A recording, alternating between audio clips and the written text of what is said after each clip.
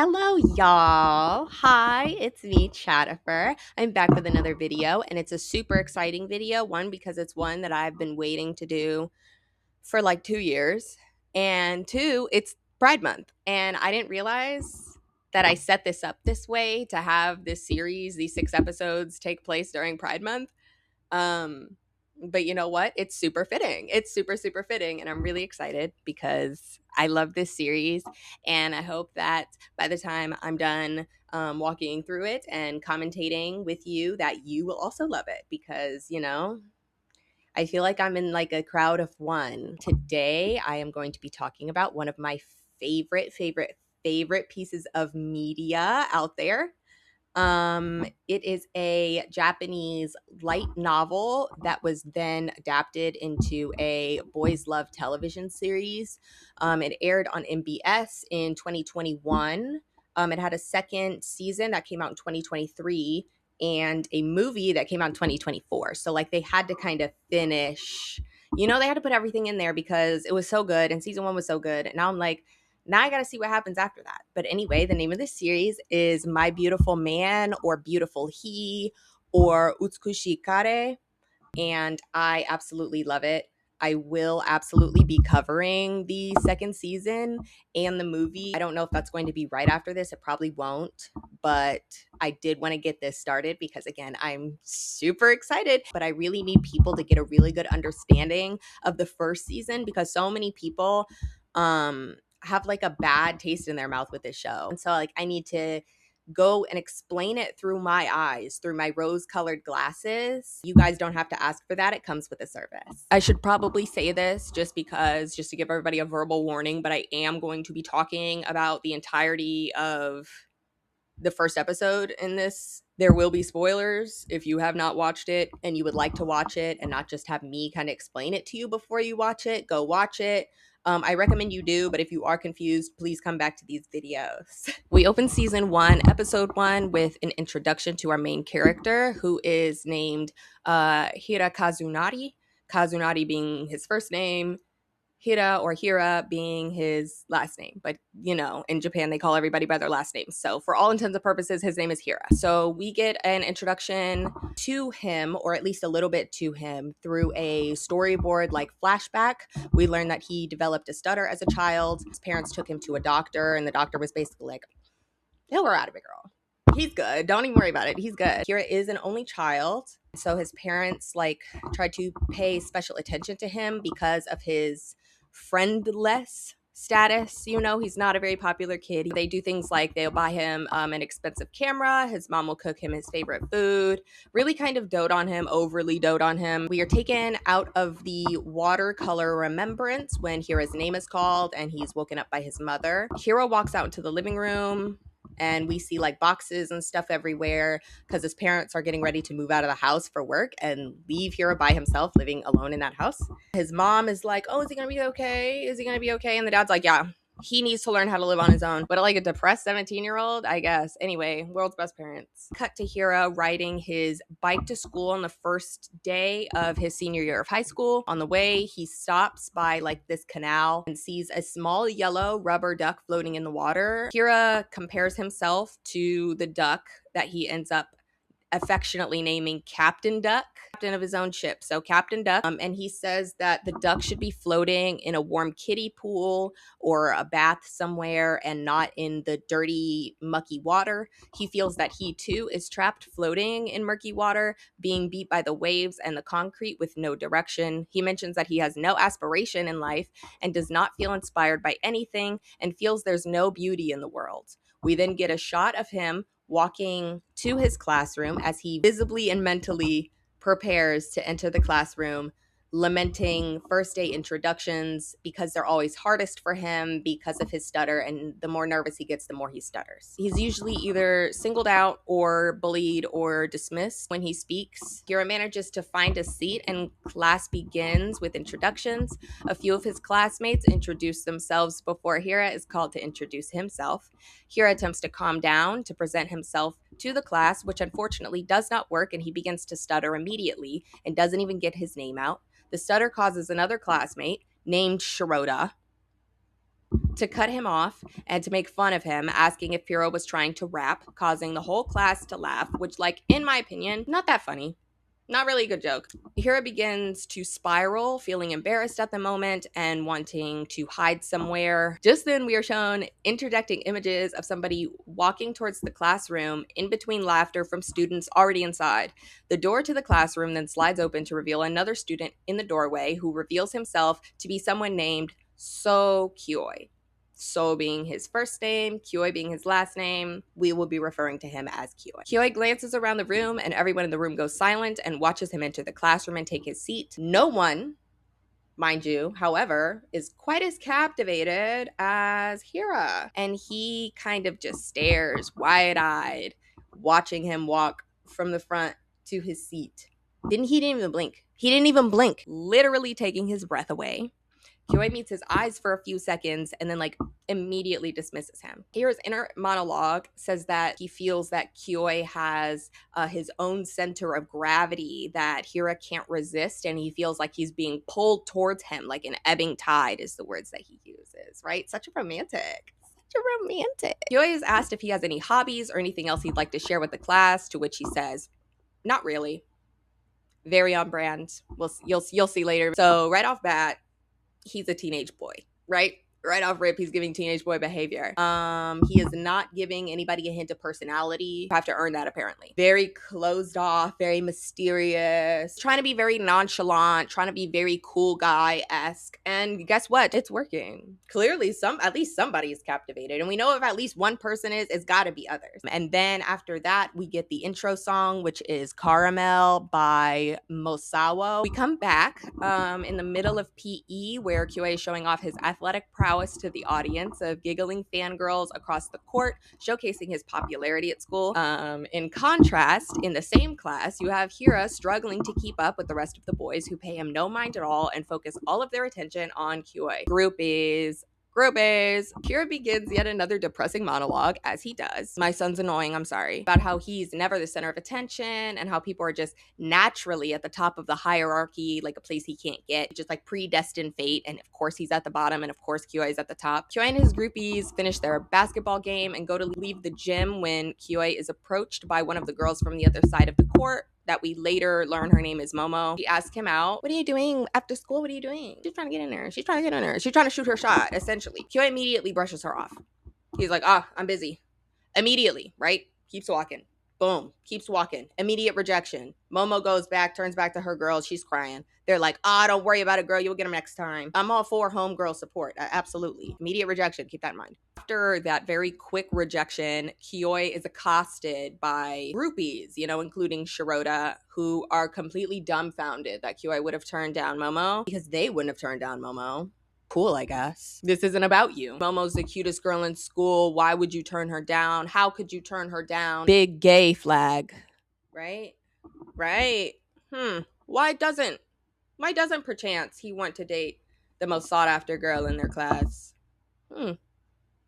We'll come back to that. We move then to the classrooms, where we see Hira walking around with some papers in his hand. Assume he's doing some type of like errand for a teacher. Like he's got like a big stack of papers, like he's delivering them somewhere. As he is walking around in the hallway, he notices a sleeping Kyoi resting, one might even say. He's on top of some of the lockers in an empty classroom, and so obviously Hira cannot pass up the chance to get a closer look at him, right? Duh. He enters the room and he slowly walks up to where Kyoi is. His eyes are lit up. He's got a smile on his face. He has not smiled this whole series until now. He's just examining him really close, and out loud he calls Kyoi beautiful. That's how like I feel when like I see like Alandria or Megan Thee Stallion. Like, after he says that, Kyoi opens his eyes because, shocker, he wasn't actually sleeping. Hira obviously is shocked by this, and he jumps back and throws all the papers that he was holding because he shouldn't have been that close anyway. He's weird, so.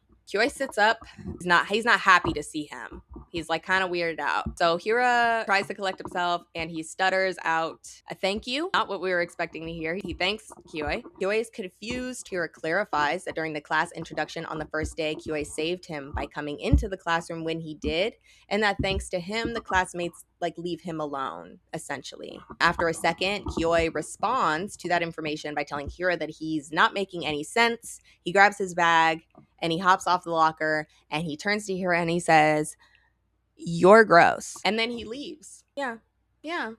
That was gross. He didn't even say bye. Or a farming teenager. The next day, we see Hira get paired with Kyo for science room cleanout duties. Clowns 1 and 2, Mickey and Shirota, volunteer also, obviously, the groupies. They all want to hang out with Kyo. Hira goes home that day and he's extremely distraught at this revelation because according to him, Kyo is a king and he is a rubber duck and that they should not ever interact. Hira has this view of himself as essentially nothing and very low on a totem pole, unworthy of even cleaning in the same space as someone that he views above him, and frankly, above everybody else. Back at cleaning duty at school, we see that Hira is the only one doing any of the cleaning, of course, and Mickey and Shirota, Aoshima, and Kyo are straight up chilling. They ain't lifting a finger. They're not helping, obviously, because Kyo is just there, not really listening, playing on his phone. And then the group conversation steers to where they want to go after school, and they all suggest a restaurant.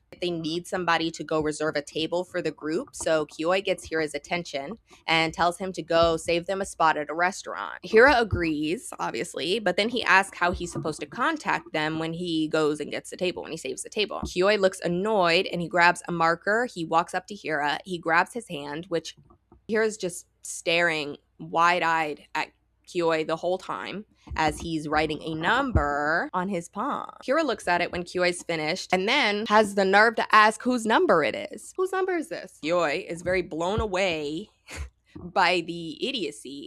Kyo writes his name along with the number, so he puts his name underneath the number. Hira looks happy, holding his hand, looking at Kyo's number. He is broken from his trance as the others tease him and tell him to go. He runs out of the classroom and runs all the way to the restaurant with an inner monologue that says he is running only for Kyo's sake because he doesn't want to make a king wait any longer than he needs to. There we go again with the king thing. Essentially, he's proud of doing things that Kyo wants him to do. He is clearly happy to be doing this. Everybody else telling him to do something, he could care less. Kyo asked him to do something, he's going to do it. And he's going to do it without making him wait, right? In the fastest way imaginable. So at the restaurant, Hira is seated away from Kyo and the main group, as Shirota shows a picture of Kyo on a website advertising a talent show Kyo is clearly participating in. The group seems pleased to hear this information and asks him about it, to which Kyo lies and says that he didn't enter himself into the competition. And then when questioned about who did, he lies again and he says his cousin, to which the group excitedly accepts that answer, which is literally a bold-faced lie.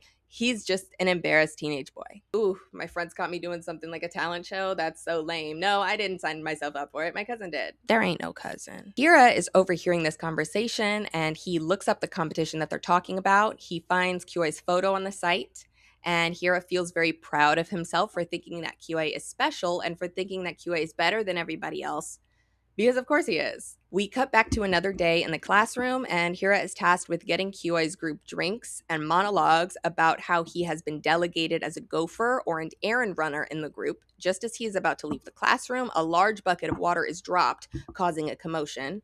One of the students who dropped the bucket, named Yoshida, approaches Hira and attempts to coerce him into cleaning up the water while using the derogatory nickname Hira is called by Kyo's group, which is like Stutz. Like stutter, like Stutz. That's what they call him. Hira hesitates to do what Yoshida asks, feeling uncertain, not wanting to be a crossing point of him being used as a gopher by the whole class. And that was part of the Hira thanking Kyo earlier for coming in when he did and essentially saving him from a fate of being a gopher for the entire class. He's really at this like crossroads because if he does what he wants and cleans up, everybody's going to see that and start throwing things on him, start trying to use him for those purposes, trying to avoid that. And we started off kind of good. It wasn't the whole class, it was just a couple of people. Yoshida continues pressuring him to clean up the mess, and then Kyo, who was watching that whole scene unfold, asks Yoshida why he called Hira Stutz. Yoshida says that he thought that it was okay since their group calls him that. Kyo looks upset and he tells him to back off, and then Yoshida leaves the classroom. Everyone is silent, having watched the interaction, and Kyo seems to be a bit embarrassed, having protected Hira from Yoshida, and offers Hira money to buy himself an ice cream and then shoos him out of the classroom to go run his task. So he didn't need to do that, right? Kira's explanation is different from my explanation, right? Scares Yoshida away and yeah, essentially protects Hira from the classroom gopher fate. Also, on top of that, gives him money for an ice cream because he knows he feels bad. He feels bad, right? And he's trying to, in some way make him feel better. So he gives him some change for him to buy an ice cream, and then it's like, now go do stuff. He's gonna do it. As Hiro runs, he's sprinting. Every time Kyo asks him to do something, he's running, and his inner monologue is beaming about how strong and special Kioi is for telling Yoshida off. Hiro believes that Kioi didn't do it for his sake, so he doesn't think he was like being nice or trying to help him. He thinks that he did that because he didn't want to wait. He thinks that he did that because he did not want another task to come before his. That's why he thinks he did that. Teenage boy, mind you. Teenage boy, gassed for no reason, right? Not gassed for no reason. Gassed for his beauty, but like gassed. Relax, calm down. When Hira is getting the drinks for the class, he gets Kyoi's first. Like he pushes the button for his drink first. I just thought that was kind of funny too, because yeah, even when I'm getting drinks, his drink is coming first. It does matter. The order does absolutely matter. Very cute. It was very cute. Hira also then decides not to spend the money given to him by Kioi on ice cream. He says, there's no way I'm gonna waste this on ice cream. Sentimental guy, what can we say? We then follow Hira home, where he excitedly cleans a round glass beaker from a shed in his yard and takes it to his room. He puts the coins that Kioi gave him earlier at school into a jar, and he looks so pleased with the view. He takes a picture of it.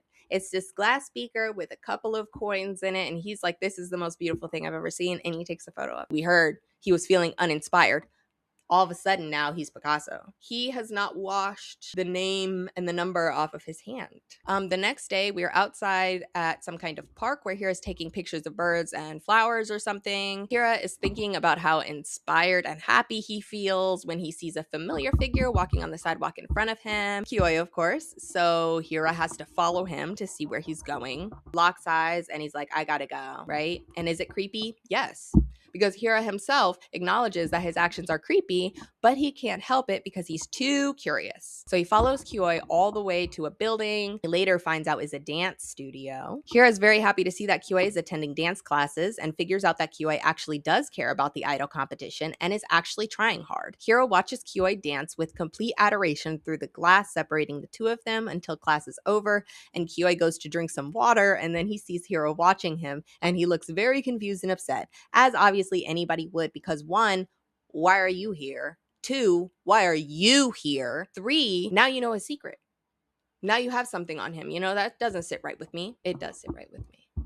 It does. Doesn't sit right with Kioi though. Let it be him and not Shirota, Better it be him because he's not going to say anything. So we then cut to Hira timidly following Kioi to a park where Kioi is stomping in front of him, clearly angry. He asks why Hira was there, which Hira stutters due to being nervous, obviously, about being caught and having a very angry, irritated Kioi in his presence. Hira's really unable to speak, and Kioi continues to get more annoyed at Hira's lack of an answer. He tells him to take his time, and that whole way, Hira calms himself. He is able to tell Kioi that he was in the park taking pictures and happened to see him and decided to follow him.